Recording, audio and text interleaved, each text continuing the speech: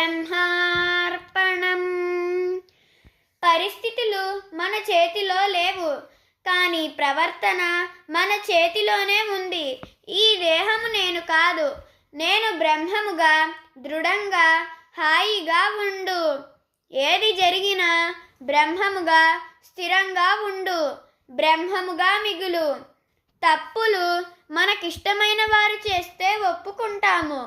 ఎంత మంచివారైనప్పటికీ మనకి నచ్చకపోతే నిష్ఠూరాలాడతాము.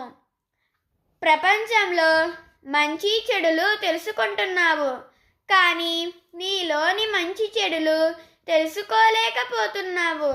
బ్రహ్మమే మూలం, బ్రహ్మమే లక్ష్యముగా ప్రయాణం చేయి. చీకటి పోవాలంటే వెలుగు కావాలి, అజ్ఞానం పోవాలంటే ఆత్మజ్ఞానం కావాలి. బ్రహ్మార్పణం.